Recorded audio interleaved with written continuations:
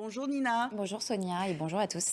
Et on commence par La Voix du Lac. C'est difficile à croire avec une telle carrière.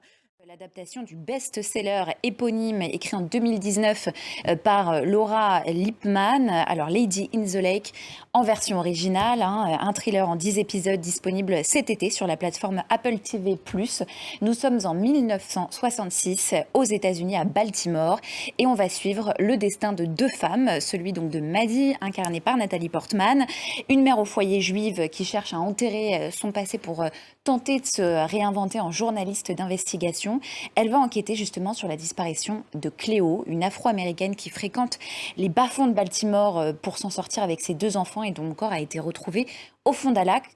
On va regarder la bande-annonce et on va en profiter pour écouter l'actrice qui incarne Cléo, Moses Ingram. Écoutez et regardez.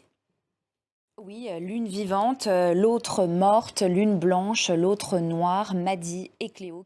Quelle surprise! Est-ce que c'est ce qui a séduit Nathalie Portman dans le projet? Oui, c'est cette dimension intersectionnelle du scénario qui a plu à l'actrice, intersectionnalité également entre la communauté noire et juive de l'époque.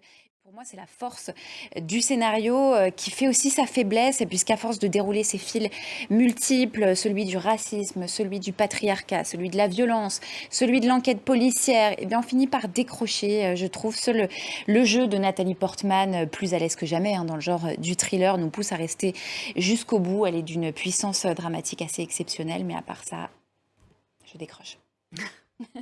Oui, c'est l'un des événements de l'été sur la plateforme. Le programme à nouveau numéro 1 des contenus les plus regardés sur Netflix en France pour sa 3e saison. Alors d'abord, on ne va pas s'en cacher, par la présence de la reine Aya Nakamura qui apporte sa force tranquille un petit peu à cet univers très masculin, très cloisonné de l'univers du rap français. Et peut-on apprécier cette série si on n'aime pas le rap? Eh bien, sur le papier, c'est clair que Nouvelle École s'adresse d'abord aux fans de rap, puisqu'une large place est faite à la musique tout au long des épisodes. Mais moi, justement, je conseillerais à tous ceux qui n'aiment pas ce genre de musique de tenter de s'y plonger, un peu comme Validé, que moi j'avais beaucoup aimé, et dont la saison 3... Validé, ouais. Oui, excellent. La saison 3 arrive à la fin de l'année, on ne ratera pas ça. Tout est passé au crible, qui plus est dans un esprit cash, un peu à l'américaine finalement, et ça c'est assez rafraîchissant, et puis c'est aussi très instructif. Un été sous le signe du rap sur Netflix donc, mais pas que. Oui, l'autre série la plus attendue de l'été, c'est bien sûr le retour de la plus américaine des Parisiennes, Emily in Paris, qui revient pour une saison 4. Emily s'envole à Rome dans cette nouvelle saison. On verra si cela crée une nouvelle génération de touristes.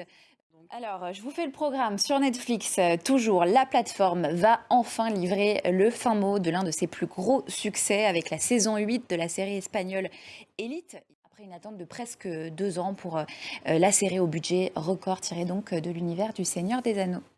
Et qui dit Paris en été dit Jeux Olympiques. Oui, la légende Simone Biles, première gymnaste afro-américaine championne des États-Unis à l'âge de 13 ans. Le nouvel essor de Simone Biles sur Netflix, c'est vertigineux. Merci Nina Masson pour vos conseils avisés. On vous retrouve à la rentrée pour une nouvelle saison 100% série dans l'affiche. Vous pouvez retrouver cette émission sur france24.com et tous nos réseaux sociaux.